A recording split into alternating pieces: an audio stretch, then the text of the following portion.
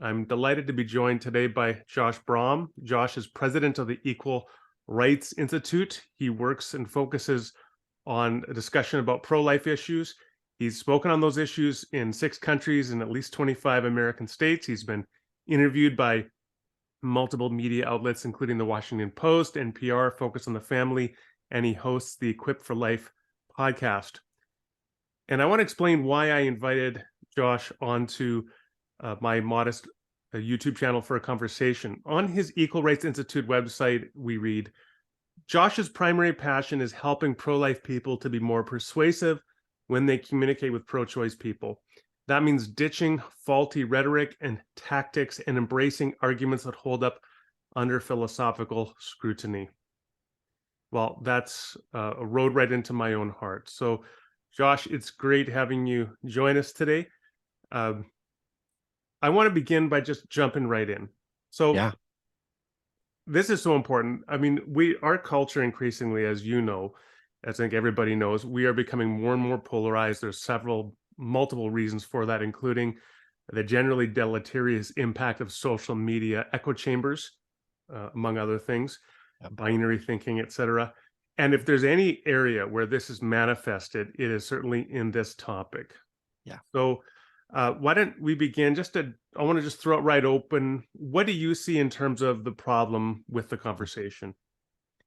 Yeah. Oh boy, it's just a huge question. How much time do you have just for that one? It's a really big problem. I mean, I feel like so much of what I'm doing that just used to be just basic pro-life apologetics, like it didn't have to be more complicated than that, has had to turn into a lot more of helping pro-life people or kind of conservative Christians, who are a lot of the people that we're talking to be merely open-minded and to not think of it as like a compromise, to avoid confirmation bias and listen to smart people on the other side, like your Sam Harris's and people like that, and to not be jerks to people. I mean, the joke line that I open basically all my talks with, the way that I introduce myself to people, is usually I try to help pro-life people to be less weird. Mm, And what I mean by that, and everyone usually laughs because we know there's a problem. When we're so, I think a lot of times maybe we're well-meaning, but we are getting in our own way. We are off-putting a lot of times in the way that we talk to people, and so I think that has gotten worse. I think it's gotten worse steadily for the last 10 years. You're right. There are multiple reasons for that. I'll name a few. Also, President Trump, I think, is a huge part of that. And yet a lot of pro-lifers that supported President Trump for very understandable reasons. We all understand about Supreme Court justices. I have a lot of respect for my friends who did vote for him. I understand. But the problem is a lot of these people, I noticed, slowly became more and more like him, not just supporting him like while holding their nose, but it's like, no, like they kind of like that. I'll never forget when I started Equal Rights Institute. It was about 10 years ago now. I've been doing pro-life work in Fresno for years before, and I got started. I'm support raising and everything. And I remember sitting in the living room of these two lovely, this older couple that I'd known. They were like prayer warriors in front. They're the pro-life prayer warriors. Never kind of loved them. And they laid hands on me when I started this thing. And only a few years later, because I wrote one article that even implied that I wouldn't vote for Trump, I got a canceled donation and angry emails from him implying that I'm no longer Christian because I wouldn't vote for Trump. So that's part of this. And I think another big thing, maybe like the other like biggest point that I'll make is who we're listening to the most. Right. I've heard Russell Moore and David France both kind of talk about this like problem of like, pastors only have an hour at best with people on a Sunday.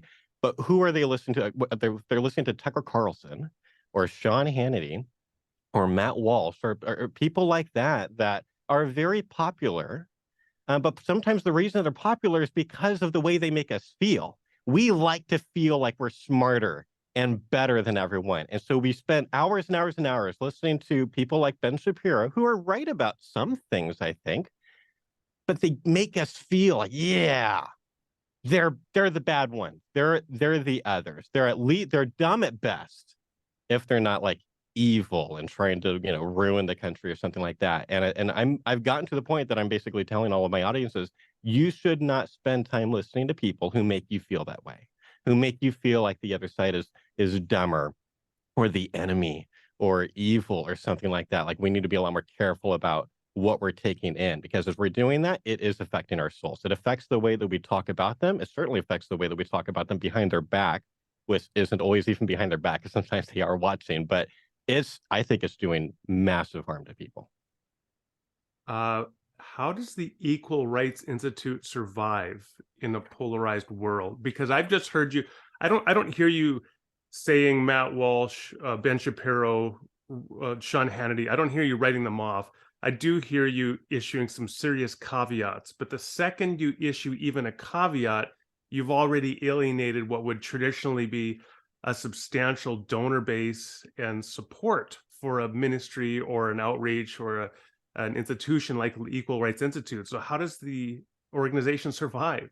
I guess is In spite of all those things, I think basically like we're not real big. Well, our email list is laughingly small compared to our most of our colleagues who have national groups and are doing a lot of more of the kinds of things that the majority of pro-lifers want to hear. We've talked internally about the idea of like we feel like we're swimming against vice, kind of like, you know, those fists that have to swim up against like a waterfall. Like mm, it is hard for your average conservative Christian pro-lifer to listen to us, at least for very long. It's like we're just constantly just ragging on pro-lifers. We're not, but we will say things sometimes that are hard for our side to hear because we want to help everyone. A rising, you know, tide raises all ships kind of a thing. And yeah, a lot of them don't want to hear it. And I get way more hate mail from pro-life people than I do from pro-choice people. Pro-choice people tend to really like us because we don't call them names.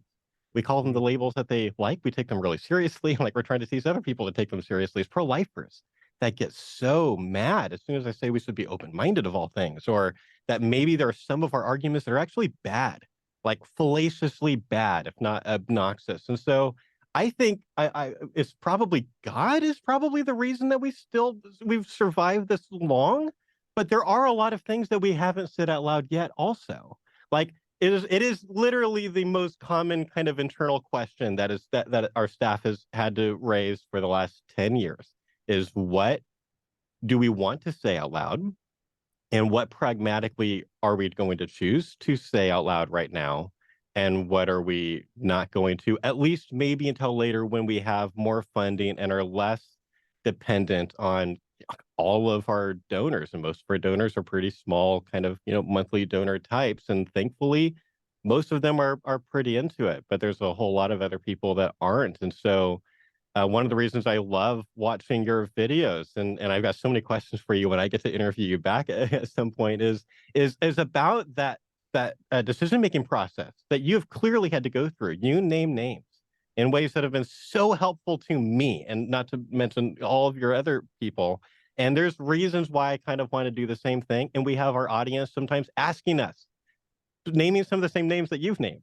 Like, do videos on that because there's all this clarity, and a lot of the time we haven't yet. And so we're trying to figure out how do we feed our families and like maintain this, you know, kind of bare bones organization while also staying true to what we believe we ought to be doing, what we were called to be doing. What we're called to be doing is really, really hard right now. One of the areas where I'm seeing why people maybe are apt to be so resistant to any kind of bridge building is because they frame the issues, as you well know, in very stark ways. And I'm seeing it increasingly so. So, of course, you have references to the slaughter of the unborn. And I mean, I'm pro life. Like, I don't in any way want to diminish what I think are the moral issues at stake here. But really heightened rhetoric about the slaughter of the unborn, the genocide of the unborn, which is just, I Mhm. think, a fundamental misappropriation of a specific concept, that of Correct. genocide. Correct. And then increasingly, I'm seeing references to, and maybe you can say something about where this is coming from, but Moloch, or Yep. that this is child sacrifice, infant sacrifice, or something like that. Yep. But so when you have these really stark categories, and I mean, again, abortion is a serious issue to begin with. But when you have those, and then a person's like, well, what fellowship can good have with evil? Something like that. Like, how do you begin when the rhetoric is so heightened and the issue is already a serious one? How do you begin to nuance that? and say to people, well, you know what? Things in some respects are more complicated than you're acknowledging, and maybe you are misrepresenting the issue in various ways. Yeah, boy, it's a really good question. I think that's basically what we're trying to figure out. So sometimes we literally will just call it out. So, I mean, like, the Moloch thing, that's not new in the pro-life movement, but I've got a lot of questions for those people. Like, it's just, I understand at a like a surface level, if like one bullet point on paper, there's overlap on that Venn diagram, but there is so much not overlap. When you think of the reasons that people sacrifice their children to Moloch, it is so different than the reasons that almost everyone has an abortion. There's no one going to Planned Parenthood doing a religious ritual sacrifice hoping to improve crops or whatever. That's not what's going on. A more common and maybe more subtle version is when we keep on using words like murder. Say abortion is murder, and it's like, well, maybe kind of like from God's eyes or something. Although I don't even know exactly what that phrase means, but like in America, that word means something very specific. It means an illegal killing of one human to another. So there's two problems with calling abortion murder. One, it's typically legal. I mean, it's a little bit different post Roe. It kind of depends state by state, but it's up until recently, it's been legal everywhere. So it's just by definition not been. It might be killing, might even be homicide, although I don't think that's a helpful word to use either. But it's totally not murder.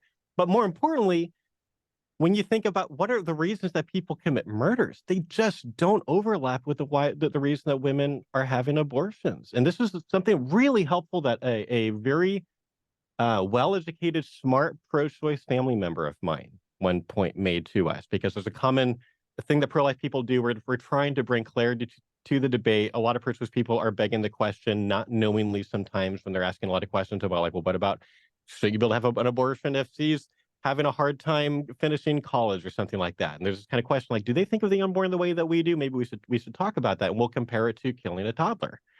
The problem is a communication issue is when pro-choice people hear that, they hear sometimes, I think, us saying that having an abortion is morally the same as killing a toddler. It's like, no. Assuming a mom in her, like, not in her, who is in her right mind, drowns her toddler out of anger or something like that is really, really different than a mom who goes in to have an abortion because she feels like this is the least of all the horrible options in front of her. And so I think sometimes we confuse people with the kind of language that we use. And I imagine that sometimes that language makes us feel better. It makes us feel like we're heroes. We're standing against demonic forces, or the biggest, like, the most killings of a generation, kind of a thing. And there's bits of truth to that, but then sometimes we go so kind of overboard that it just, I think, causes more confusion and disunity than clarity. There's a essay I read almost 20 years ago now. It was published in the New York Times magazine. I just pulled it up actually while you were talking. So it was called "When One Is Enough," and it was a woman talking about her own experience of being, I believe it was IVF that they were using, but she ended up with what would be triplets, and so she decided to do a selective reduction, as as is euphemistically said, of Yeah. two of the embryos, and just to give birth to one of them. And there was one passage in the essay where she says, if she had three children, she said, I'll have to start shopping only at Costco and buying big jars of mayonnaise. And so just that description of the sort of nonchalant response to abortion, I think was really morally disturbing, unsettling. Yeah. My problem is, when it comes to the pro-life movement, I think so many people, they take that kind of attitude and say, well, that just characterizes what abortion is, Yeah. which just fundamentally misrepresents the moral complexity at play. Fair? Yeah, is and we don't want them to do that to us. Like, there are pro-lifers all over the spectrum, from the, very kind of weird and obnoxious, all the way to some of the most loving, Jesus-like people that I know. But when all the focus is on, the 1% that is the worst of us, or the least Jesus-like, No. we don't want that to happen. And like, it's like, people who kind of think of that story, and there was a more recent one 4 or 5 years ago. There was a really kind of big article, and I don't remember where it was originally, but it's kind of it's basically a pro-choice person just conceding that yes, she believes that the unborn, even if it is a person, she should be able to kill it, and was fairly crass in the way that she said it, although it wasn't philosophically that different from where Judith Jarvis Thompson was in 1971, right? It wasn't really a new argument, but just said more explicitly. And there is so much I've heard that thing quoted so many times, but I don't hear that many pro-lifers talking about the most understandable reasons that women have abortions, or the kinds of relationships that they have with people who have actually gone and done this. And I feel like maybe if more of them did some sidewalk counseling and got to actually spend some time with people in real situations that are probably situations pretty different from them, because we don't tend to be friends with people who are in a different economic stratosphere than us, much less look different than us, and all of that, then we would maybe have a lot more compassion for people who are in really, really difficult situations that are like one wonderful person one time put it, people get an abortion not like someone choosing like an ice cream cone, but like an animal that is cornered in the back of a trap who gnaws its own, paw off in order to like try to Mm. get out of this trap. That's how most people have abortions. To take one of the most extreme cases recently, this was in the news in the last year or two. A doctor in Ohio had given an abortion to a 10-year-old rape victim. I've asked pro-life people, like, I want to start a conversation about the existence of therapeutic abortion Mm, and the range of cases that could fall under that broad categorization and how it's not easy. yes. When I raise those issues of those kinds of cases, I mean, I have often gotten, well, sort of a deductive argument. Sounds like it came straight from Peter Kreeft or something, and that this is just going to settle the issue, and the 10-year-old is just going to have to deal with it, and we'll try to provide emotional support for her and otherwise, and medical support. Um, which fair enough, but if you could at least acknowledge that there are other perspectives on the issue. But the other thing I get sometimes is like a pushback that I'm almost engaging in a sort of manipulation by taking extreme cases and then trying to push through an agenda to get abortion generally accepted. And it just finds, again, the minute that you are trying to get a more nuanced framework of categories for the issue, you're just getting people that are right away suspicious of your motives. Yeah. Yeah, so there's like so I'll do the here's where that's kind of understandable sometimes, but then I'm going to explain why I think it's wrong. Is to be fair, especially those of us who've spent a lot of time talking to pro-choice people, we are used to the topic of something like rape coming up very quickly. I'll never forget, but my two meanest audiences at a talk were both Canadian Catholic high schools. It's just like ironic given what Canada is like kind of known for, but boy, Yeah. your high school Catholic girls, it can be really, really mean, or at least girls going to Catholic high school. They're not all Catholic, but but I remember like this like going through this experience of like all these layers of problems getting layered versus rape, and then what if it's incest, and what if he's 10, and what if there's like all the it's pretty soon like I've got 5 different challenges at once I'm trying to kind of deal with. So that does happen. I've tried to help pro-life people to understand, though, that a lot of times when people bring up the topic of rape or other kind of really difficult situations early in a conversation, that they're doing exactly the same thing that we do. In fact, we teach people early in a conversation. We're trying to figure out what this person's view is. Don't try to counter their view before you even know what it is. And so in the beginning, I'm asking all kinds of clarification questions. I'm finding whatever common ground I can find, but I'm asking a lot of I'm in detective mode. I'm legitimately trying to figure out their view. And of course, I am going to ask questions about some of maybe the more potentially extreme elements just so I can try to figure it out. I think of it more like it's like a cartographer. And I don't know if this is really how cartography works because I don't know anything about cartography, but in my mind, I imagine you like work out the borders first and then build it in from within. We do, and they're doing that with us. They want to, how extreme is this pro-lifer? Do they think that even abortions in the case of rape should be against the law? Do they think that women should have to die if they have a tubal pregnancy? Like they're trying to figure it out. And the problem, not only do we react badly against that, but then we have another issue, one that you, I think, really helpfully pointed out recently in one of your videos, is we have an equivocation problem. We use the word abortion differently a lot of times. Many pro-lifers want to be able to say that they are 100% no exceptions pro-lifers. They are opposed to all of the abortions. I think it feels more pure, less compromising, whatever. And when they say abortion, they just mean elective abortions. They just mean when people are choosing abortions, not because like there's a life or health issue there. Well, that is not the way that pro-choice people use the word abortion. It's not the way that a lot of doctors use the word abortion. And so understandably, when a pro-choice person hears a pro-lifer say, I'm a 100% no exceptions pro-lifer, they're like, oh, well, then that person must think that women should have to commit suicide via pregnancy if she's unfortunate enough to have a tubal pregnancy. So we're not communicating well to the other side at a time when this is more important than ever. And we're adding confusion and then getting all mad at them when they are instantly kind of asking us about the hardest parts of our view. And I'm not bothered by that. Ask me the hardest parts of my view. I'm happy to give you as much clarity as I can on that. And we can just have that conversation.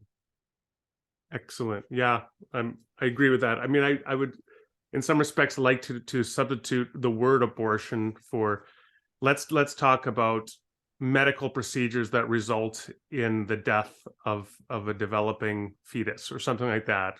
Yeah. Which would now that would be okay. So if this is an ectopic pregnancy, you're removing an embryo from a fallopian tube that results in the death of the embryo fetus, as does D&C abortion or something. And so we could get away from that kind of equivocation. Now, of course, it's unwieldy to go around defining things It like is. that.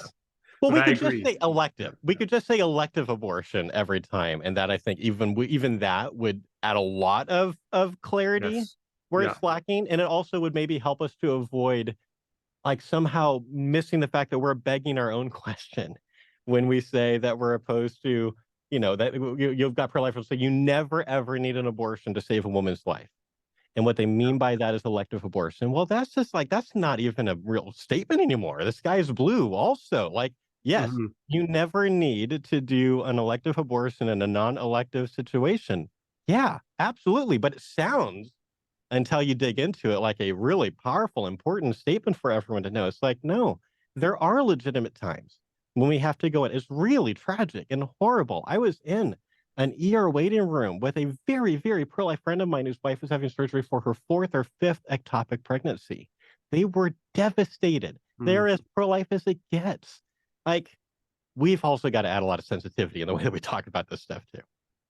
I really appreciate that. Just in the last week or two, I've seen exactly that on Twitter. I saw one person saying that, as you said, you never need abortion to save the life of a woman. Another person going at her saying you're a monster because all these cases and so on. And I think both of them, in a sense, had a point. But you're right; it ultimately comes back to what I think is a. And I don't think this person was probably aware of that the talking point she was using actually misrepresents or is liable to lead to misunderstanding with other people. So we just need to drill down there. Um, One huge issue here, and I think for so many people, when it comes to the credibility of the pro-life movement, is a perception that, well, you just care about fetuses in utero, but the second they're born as babies, you're not so concerned about social programs, about supporting mothers, abort as a youth Yeah.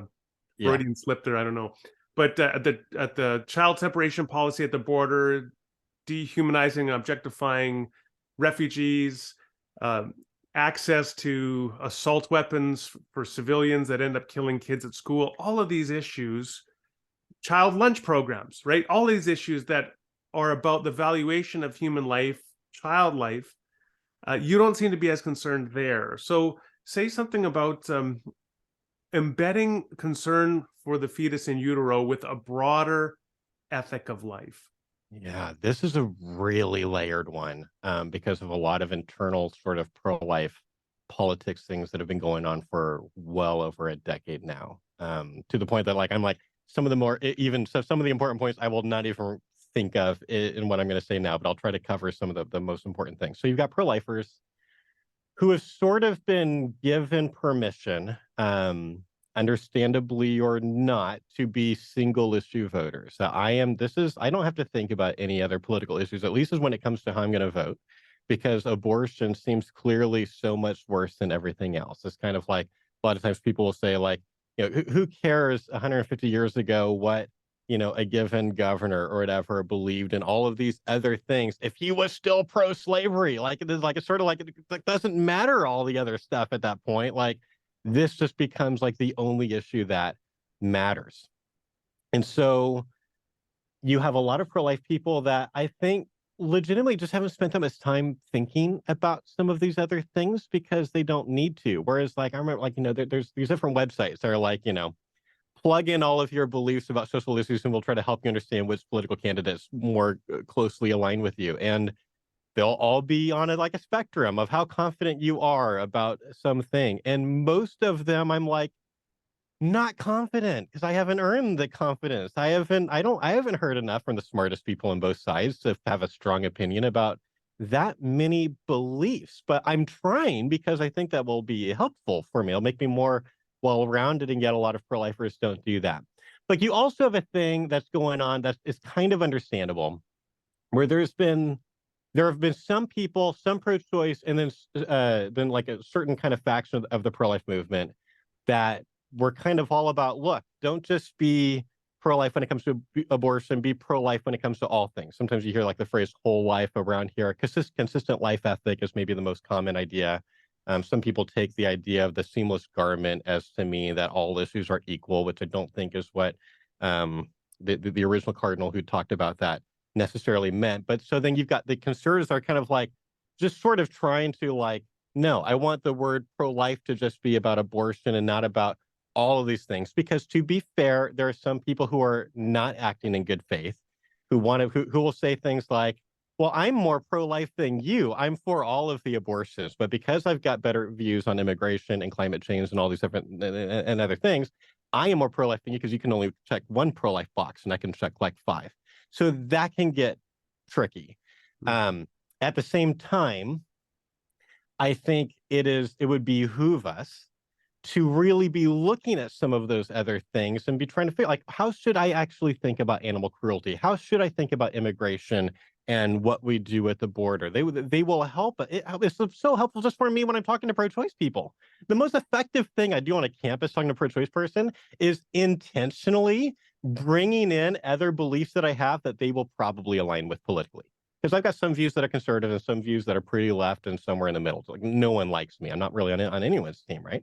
And so by bringing that in, I suddenly become very intriguing to them because clearly at this point, I'm not just espouting whatever the Republican Party says or whatever Ben Shapiro says. Like I've got more nuance to that. And then they're asking me, what do I think? And so, yes, pro-lifers, absolutely. If we could realize that it is okay, it is not a compromise to actually take a look at some of these other things that maybe even if Republicans tend to be right on abortion, maybe they're not on some other things. And it would be really good for us to look into that because I don't buy this idea that Jesus just would have been a total Republican or a total Democrat. Like it's just not that simple. And it is just so much easier for the other side that we want to listen to us. We want them to hear us. They can't if they think that we're all bigots or that we're all racist or something like that. So it takes some time in the beginning conversations even to sort of get earn the right to be heard, especially if you're a pro-life man, by the way. Like that's a whole nother layer added on to. 30 years ago, Bill Clinton popularized a famous phrase to describe his position on abortion: safe, legal, and rare. What do you think about that statement? What would really, at the end of the day, your position be? Yeah, I mean, I wish that more pro-choice people at this point were saying, we're quoting that. I used to hear that quoted a lot on campuses. I don't so much anymore. It was not the best pro-choice line because it's pretty easy to be like, well, if there's nothing wrong with abortion, then why do you want it to be rare? Was I think a legitimate kind of counter question for that kind of idea. But at least it acknowledged something that used to be more common among pro-choice people, that at least they thought abortion was not a good thing.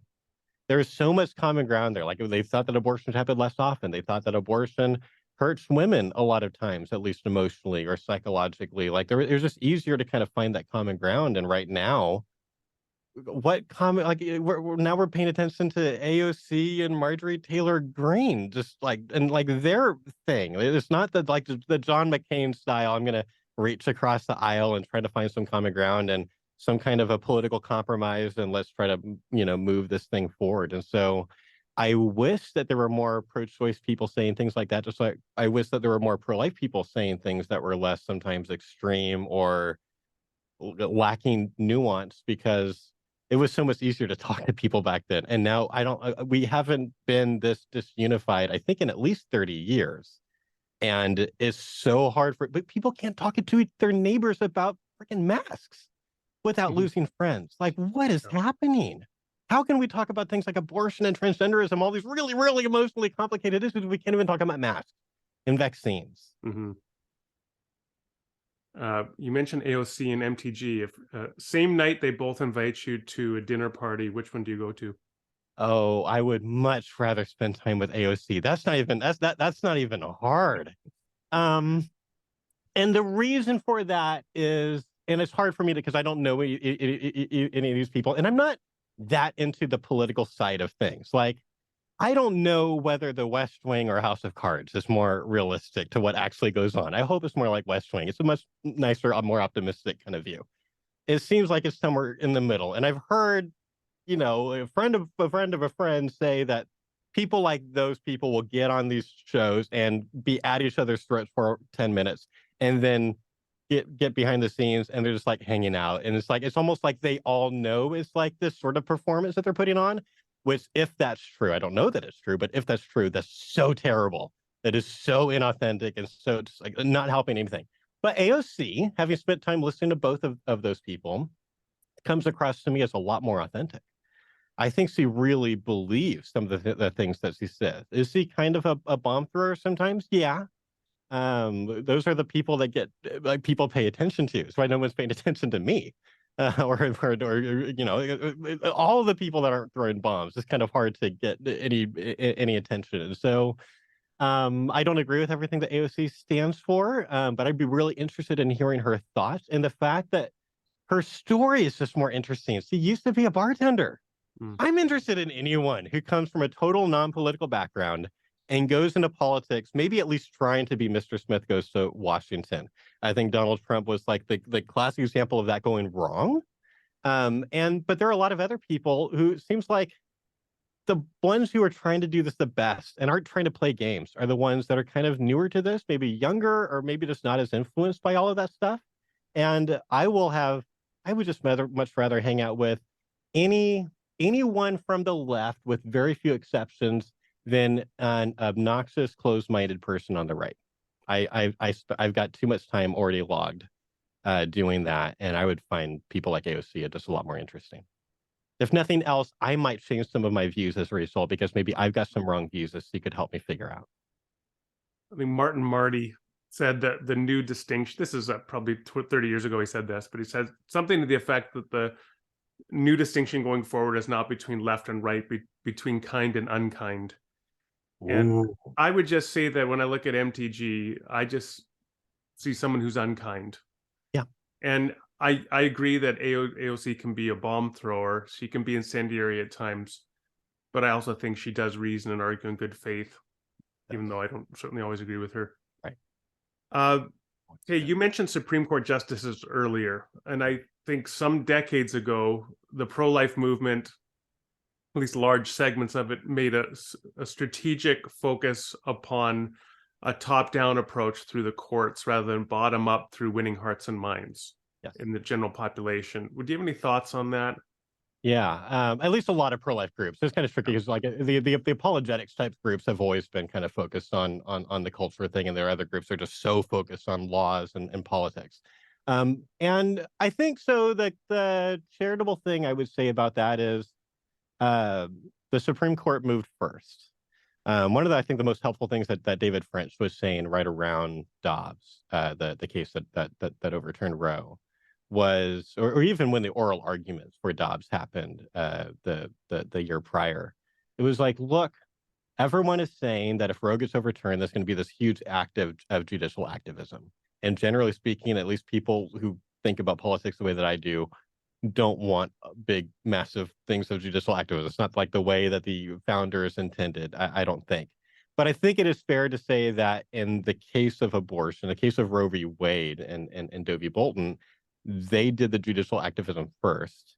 And what happened when Roe got overturned was sort of trying to just remove that problem, to take care of that problem. They did activism. Let's do this, arguably piece of activism to sort of undo that and send it back to the states, as opposed to, they didn't, say that the unborn are now under the 14th Amendment as persons or something like that. It wasn't like this huge abortion ban. So it's not surprising to me that once you kind of figure out that you're not going to win like any political victories, at least not substantive ones, unless something changes with the Supreme Court, it makes a ton of sense to me why a lot of attention would be focused on the Supreme Court.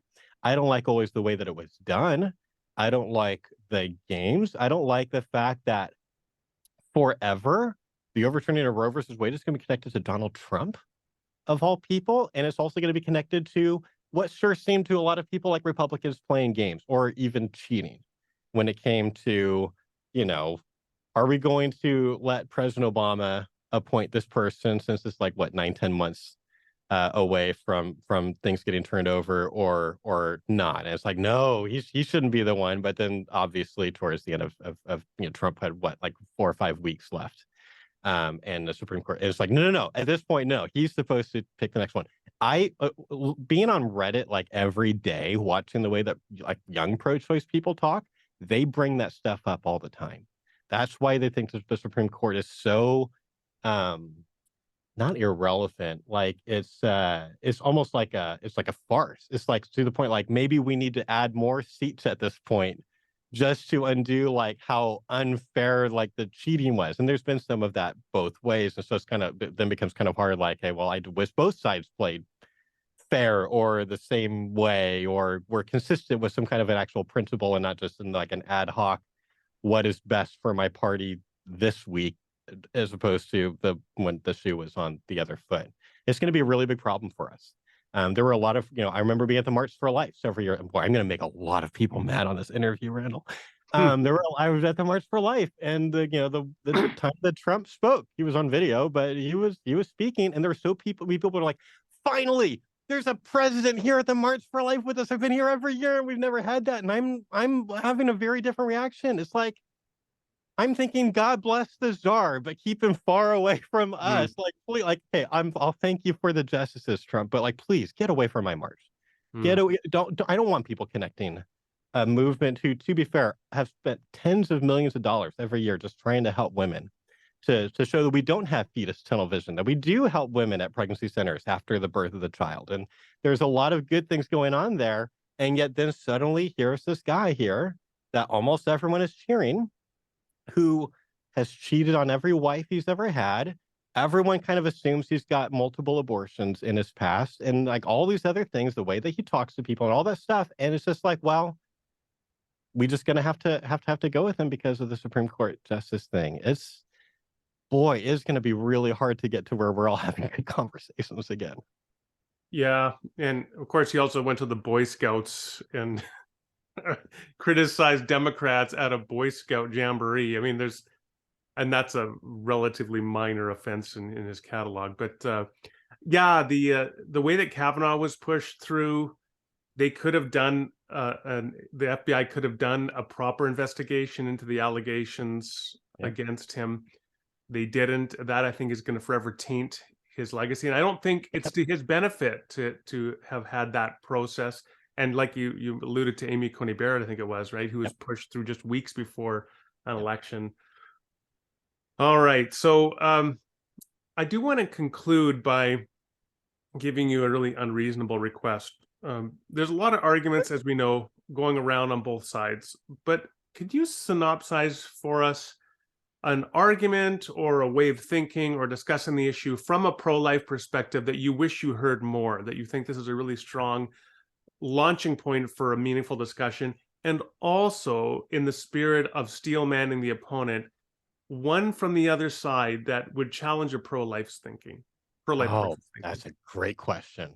Okay, so starting with the pro-life one, part of the reason that I named this organization Equal Rights Institute is because we wanted to teach people what we call the equal rights argument, which is a pro-life argument for fetal personhood that is just not the typical way that pro-lifers go about it. It didn't originate with us. It originated pre-ERI with our friends at Justice for All and us doing a lot of work and testing on campuses based on something we heard JP Moreland say once and just kind of rolled with it and ended up finding something that we didn't expect to necessarily work and Mm. became by far the argument that has changed the most pro-choice minds in front of us that we've ever seen. Became what we felt like this is the most undervalued argument in the movement. It's not the Mm. easiest one to master, and so like I'll summarize it, but tell everyone right now, you're like, I have a video. It's like a PragerU video on our channel that we did with Karenette. That's sort of like a 9-minute encapsulation of this because no one gets this after hearing it once. But basically, the short version is we're trying to help pro-choice people. So I'm just going to interject. Go ahead. I'll get the link from you afterwards, Yeah. and I'll put that in the show notes below. So Thank you. okay. So we want pro-choice people to have to basically choose. Are they going to be a pro-equality person or a pro-choice person? Because we don't think that you can choose both. So we're putting everything in terms of equality, which is something that my generation cares maybe more about than anything else. And so basically we'll kind of say like, okay, let's take a break from talking about abortion for a minute. And let's talk about rights more fundamentally. Like also like how do you think about right? Can we agree minimally that everyone that we can see right now outside on this college campus, let's say, can we agree that they have an equal right to life or an equal protection from violence? It's just as wrong for violence to be done on that person versus that person. It's like, yeah, everyone agrees on that. Okay, cool. And so we'll talk. Okay, and do we agree? Okay, we agree. Black people should have the equal right to life, right? Yes. Okay, good. LGBTQ members, same. Yes, good. Agree with that. People with disabilities, yes, we agree with that. Okay, cool. What about human newborns? We'll talk about human newborns. Like most people still think that newborns are in. There's 4 philosophers who don't. And there's like, kids coming out of philosophy 101 that just got taught to like not believe anything they got taught growing up. Like it will be like, I don't know if toddlers have a right to life. But besides those people, everyone kind of agrees. Like, cool. We've got that common ground. And then we'll ask about squirrels. It's a little bit of curveball for them. But what about like, seriously, should squirrels be in, like, imagine this circle, this equal protection from violence circle where everything in it is protected from, but not everything outside of it? Where do squirrels fall? And most people would say that squirrels maybe shouldn't be hunted for fun. They shouldn't be tortured. I agree with all of that, but most people agree they don't go with the same circle as like the human toddlers. Okay.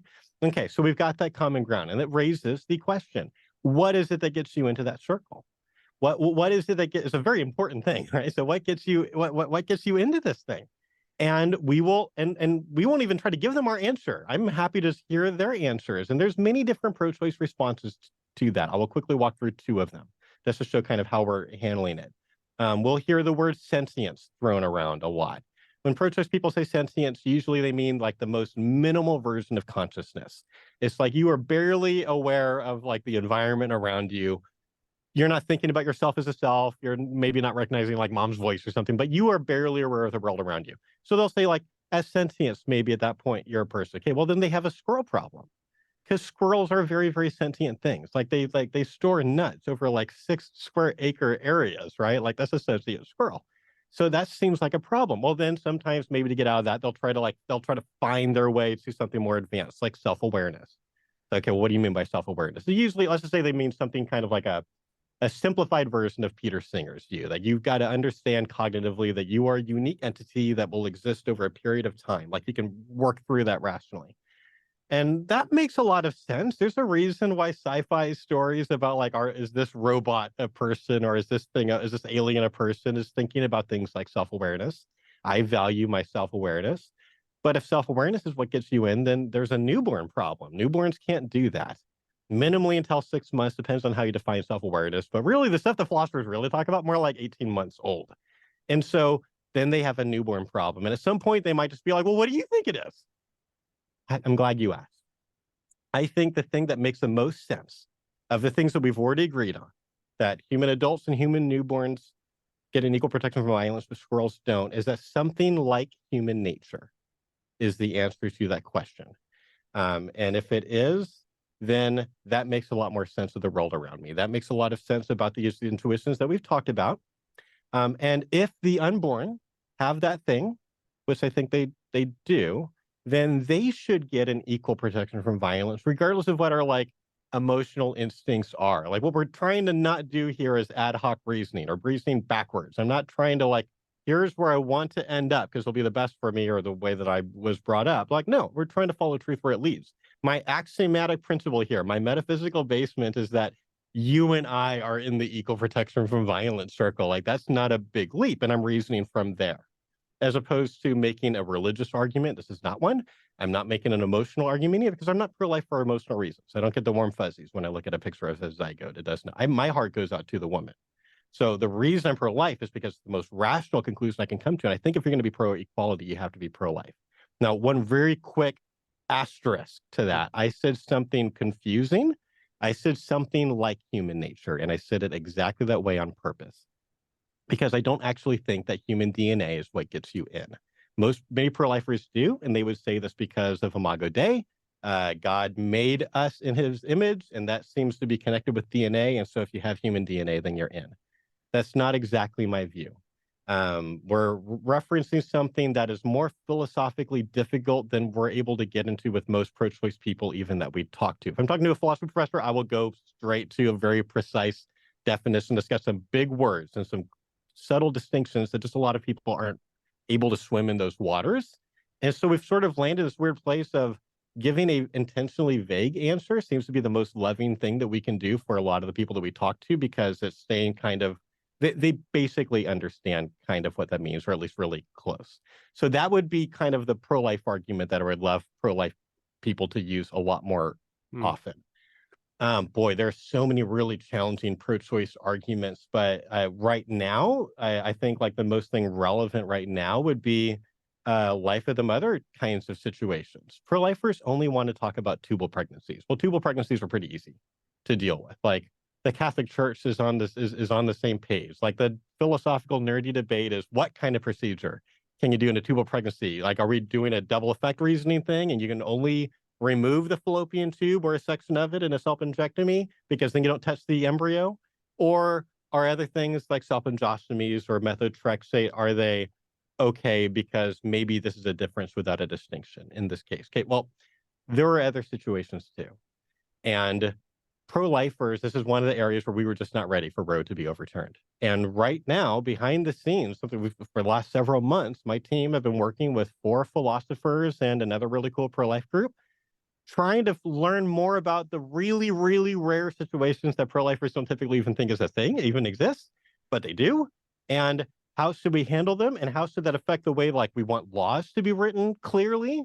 It is not okay to say that you will go to jail for doing a procedure, but we're not going to define exactly when you can do that procedure. That does have that chilling effect that shouldn't happen, I think. And that's a work in progress. We're still trying to figure out exactly what is the best way to talk about that stuff. But it's a huge question now because naturally some of them are making abortion illegal, and they have to address this in a way that we never had. It was always an academic question until like a year ago. And now it's so not. And we weren't ready for it. But boy, any pro-choice argument that concedes personhood, any bodily autonomy-based argument, an argument that abortion is an act of self-defense, even if her life is not at risk, those are philosophically challenging arguments that I don't see that many pro-lifers even noticing exist, much less if they do hear it, they usually strawman it badly. And a lot of our stuff has just been like, take their argument seriously. If it sounds really stupid on its face, then probably you're confused. Most people aren't so dumb as to think that the unborn is like another organ, like a kidney, as they don't. They think it's more complicated than this, which means that if we're going to respond to really philosophically complex arguments from the people like David Boonin and Judith Jarvis Thompson and Michael Tooley and people like that, then we're going to have to do better than emotional responses and graphic images of abortion on science. Like, we're going to have to meet them at that philosophical level. Josh, it has been a wonderful conversation. And I love the trajectory. I think that we spent 40 minutes hopefully melting the ice on all sides. And then we could have you provide like a 10-minute capsule summary of what a more productive and rigorous and charitable debate is going to look like. I want to thank you so much. It has been a delight having you on today. Thank you. It has been an absolute honor to be on with you. Thanks, Randall.